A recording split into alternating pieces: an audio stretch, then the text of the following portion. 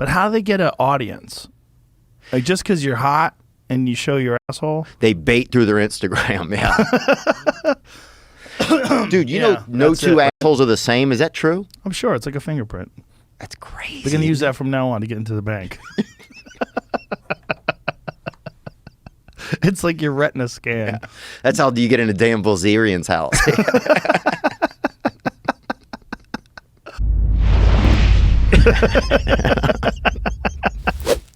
Do you go on OnlyFans at all? No, I logged on one night and then I logged off. You know, I'm trying to stay off of masturbation, stay off of touching my own wiener. Really? Yeah, I don't need to do it. I'm doing cool. You know, I feel better when I don't do it. Is it masturbation or pornography? Well, yeah, pornography I think is nice to stay away from. We talked about this before because my thought was just that and you said it's fine. It's just people that abuse it, you know. So I think like I don't like to have those thoughts in my head. It keeps me thinking too much sexual side and not enough like connection side. Right. That's the number one criticism of people who watch pornography is that it makes you think sexually instead of like romantic. Yeah. And if I want to have a family and stuff, I have to have more like, you know, real intrinsic kind of romantic connection thoughts. And I have to be able to not control my own brain, but let my nature come through that way. Not think like, I want to recreate some shit I saw in a film. Right.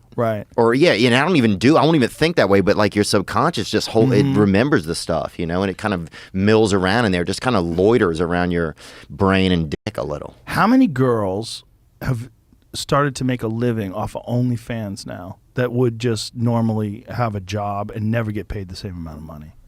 Well, it's one of the reasons why we're not seeing that many hot chicks working at Chipotle, I think. Is that what it is? They go OnlyFans?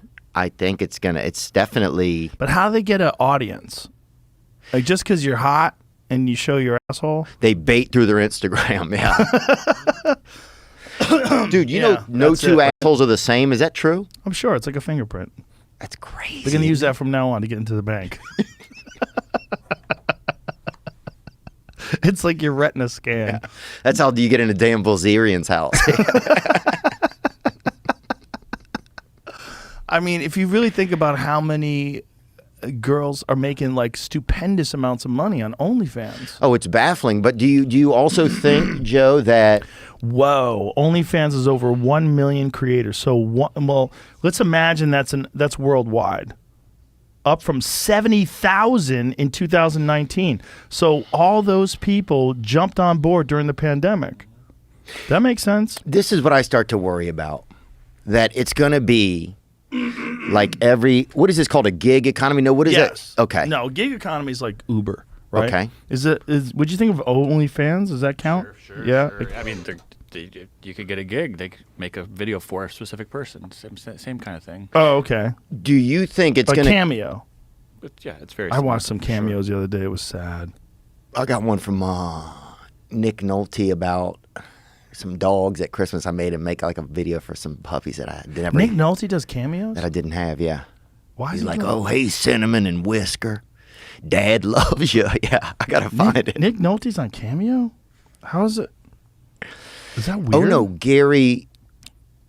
Who's the other guy that looks like Nick Nolte? Gary Busey? Gary Busey. Okay, that makes sense. They look very different. He's like, hey, Cinnamon and Whisker. Dad's home. Gary Busey was a great actor who got in a horrible motorcycle accident without a helmet. Yeah. Okay, play some of these. Give me one right there. Got my guitar, got my voice, got my thoughts, got my love to send to you in a cameo, however many you want. Just send me what you want me to tell you, and I'll tell you better than you can feel. Bop, bop, bop. There you go. Cameos are us. I love that. Doesn't that make you feel good, though? Did you feel good when he did it? No. No, it made me think you should wear a helmet. Oh, you think people are taking advantage of him? No, that's what happened to him. He got in a motorcycle accident without a helmet on, back when L.A. didn't have a helmet law. And he crashed his motorcycle and bounced his fucking head off a curb. Oh, and damn, got, dude. Yeah, and got serious brain damage. That's not funny, so you bro. can pull that up. I want to say that was from like the early 2000s. He had a series. That's why one of his eyes looks different than the other one. Yeah. Because they remade it? His fucking skull got crushed.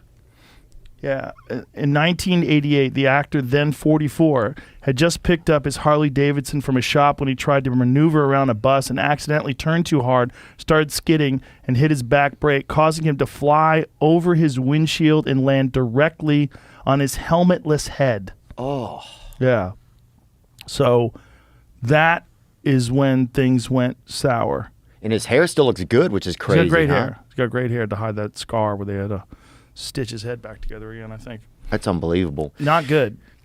Well, this is my question then. Do you think it's going to get to a point, right, where if we start losing jobs, right, and there's less jobs and more people are on like OnlyFans, right, that you're basically going to have chicks out there, like literally women holding each other at gunpoint, like, you know, subscribe to my pussy, stuff like that. Like, you know what I'm saying? Like, I don't know what you're saying. you know, help, Jamie. Jamie, can you pull up some help? Pull up some help. I need some help, man.